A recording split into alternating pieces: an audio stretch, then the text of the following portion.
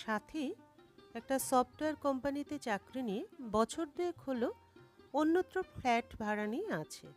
সোমের সঙ্গে ওর প্রেমটা চলছে আজ বছর ছয়েক। অনেকবার দুজনের মধ্যে মিসআন্ডারস্ট্যান্ডিং হয়েছে, তবে সম্পর্ক ভেঙে যায়নি। আসলে ওরা যে কেউ কাউকে ছেড়ে বেশি দিন থাকতে পারে না। দুজনেই দুজনের অভ্যাসে পরিণত হয়েছে বলা চলে। তবু ওরা কেউ কাউকে হৃদয় দিয়ে ছাড়া শরীর দিয়ে ছুঁয়ে দেখেনি। ওরা মানত শারীরিক মিলনে নিঃস্বার্থ প্রেমের নিয়ম ভঙ্গ করা হয়, তাতে করে ভালোবাসা ভাঙতে পারে না। ওদের প্রেমটা স্কুল বা কলেজের প্রেম না। একই পাড়ায় দুজনের বাড়ি, ছোট থেকে চেনা জানা, তাই মেলামেশা করতে করতে কখন যে প্রেমটা হয়ে গেছে তা বুঝে ওঠার সময় পায়নি। কারণ দুজনেই দুজনকে খুব সহজে অ্যাকসেপ্ট করে নিয়েছিল। সোম বাবার বইয়ের ব্যবসা সামলায়। সাথী চাকরিটা পাওয়ার পর থেকে ওদের ফোনে এবং মনে যোগাযোগ থাকলেও চাক্ষুষ সাক্ষাৎ প্রায় হয়ই না। এমনিতে যদিও সাথী বহুবার সোমকে ওর ওখানে ঘুরে আসতে বলেছে, কিন্তু সোম যায়নি। সোম বলেছে রোজই তো কথা হচ্ছে, তাছাড়া তুই ফিরলে দেখা তো হয় আমাদের। সাথী বলেছে একবার এলেই কি হবে।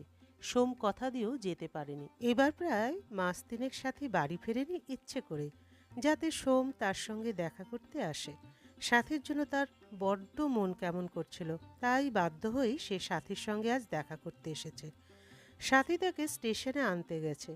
ট্রেন এসে থামলেও সোমকে দূর থেকে চিনতে পেরে সাথী তার দিকে এগিয়ে গিয়ে বলল, কখন বেরিয়েছিলি? সোম বলল, দুপুরে খাওয়া দাওয়া সেরে। সাথী জিজ্ঞাসা করলো, বাড়িতে কি বলে এসেছিস? সোম উত্তর দিল, কিছু নতুন বই আনার আছে বলে এসেছি। সাথী বলল, আজ কিন্তু যেতে দেব না তোকে। সোম বলল, তা আবার হয় নাকি, থাকবো কোথায়? সাথী বলে, আমার ফ্ল্যাটে। সোম বলল, তা আবার হয় নাকি, আমরা আর ছোট বাচ্চাটি নেই। সাথী বলল, অত চাপ নিস না তো, এক না একদিন তো স্বামী স্ত্রী হয়েই যাব। সোম বলে, সে যখন হব তখন হব। সাথী জেদ ধরল সোমকে আজ ওর ফ্ল্যাটে থাকতেই হবে।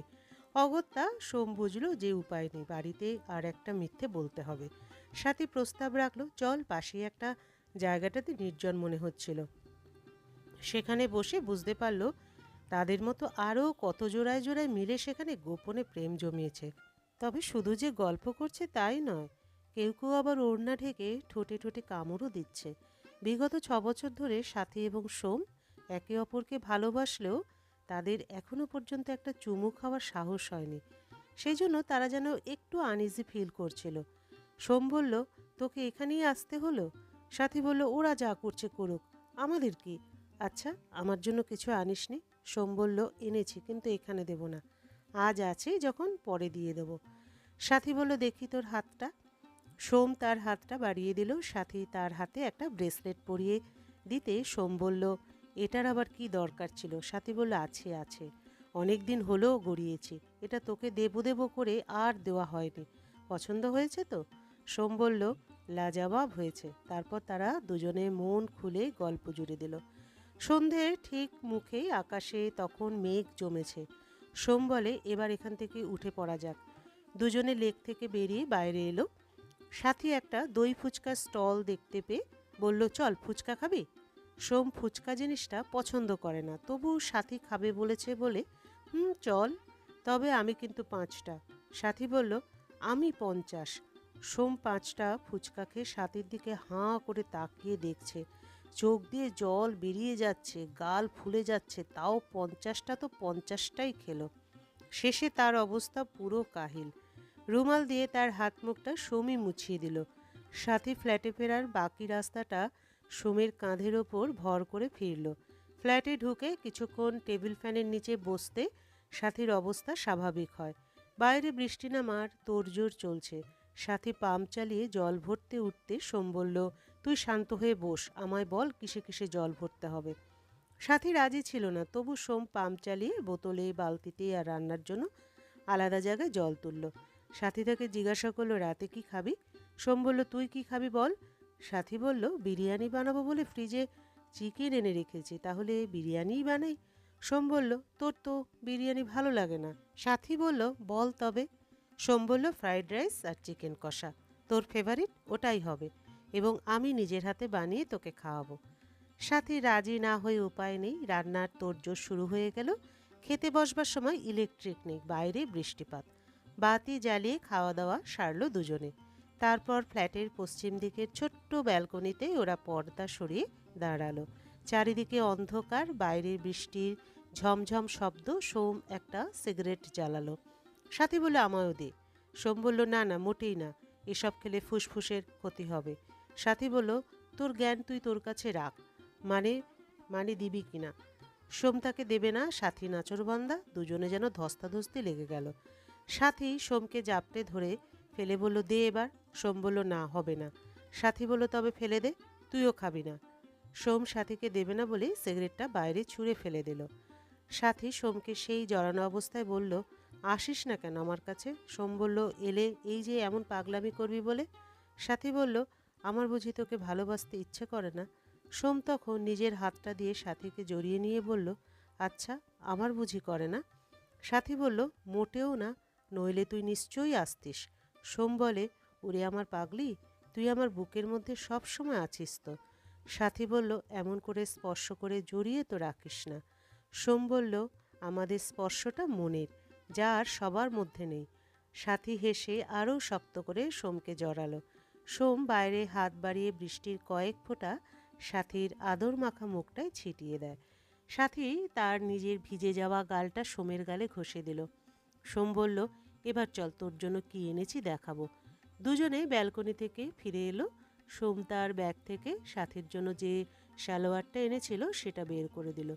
সাথী গাল ভরা খুশি নিয়ে বলে উঠল, বুটিকের কাজ করা সালোয়ার? সোম বলল, তুই বলেছিলিস না একদিন ফোনে। সাথী বলল, তোর মনে ছিল? সোম বলল, বেগম সাহেবা বলেছে আর সুলতানকে মনে রাখতে হবে না। সাথী বলে, দিল খুশ কর দিয়া জাহাপানা, একবার পরি এটা। সোম বলে, জো মর্জি আপকা। সাথী সালোয়ারটা পরে এলো ভেতর থেকে। সোম মোমের নিভু আলোতেই তার দিকে চোখ সরাতে পারল না। রংটা দারুণ খেলেছে, বলল সোম। সাথী হেসে বলল, কার পছন্দ করা দেখতে হবে তো।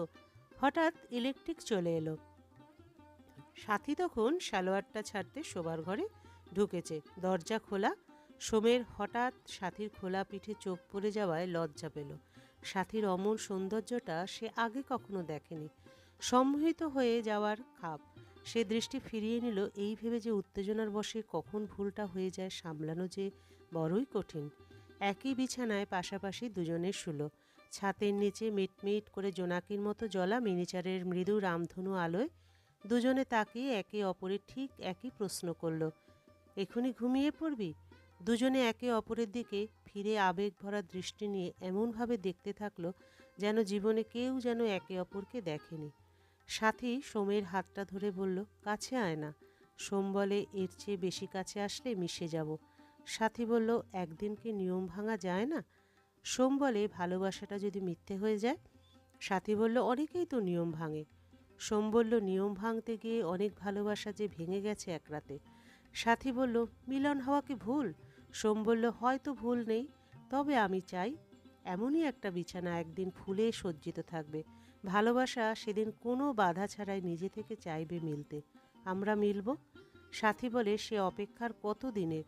সোম বলে, নিয়ম মতো ঠিক সময় এলেই আমাদের এতদিনকার অপেক্ষা শেষ হয়ে যাবে। সাথী বলল, সারা জীবন আমায় ভালোবাসবি তো? সোম বলল, বিশ্বাস আছে তো আমার ওপর? সাথী বলে, তুই যে কতটা বিশ্বাসী সেটা আজ আমায় আর একবার বুঝিয়ে দিলি। কথাটা বলে সাথী সোমের কপালে খুব গভীরভাবে চুম্বন করে তার বুকের বালিশে মাথা রাখল। সোম বলল, এই রাতটা যেন বিরাট হয় ঈশ্বর। সাথী বলে, আমি একটু নিশ্চিন্তে ঘুমোতে চাই। দীর্ঘক্ষণ কথা বলতে বলতে তাদের চার চোখের পাতায় প্রশান্তি নেমে আসলো। গল্পের সমাপ্তি এখানেই। আবার দেখা হবে পরবর্তী আরেকটি গল্পের সাথে।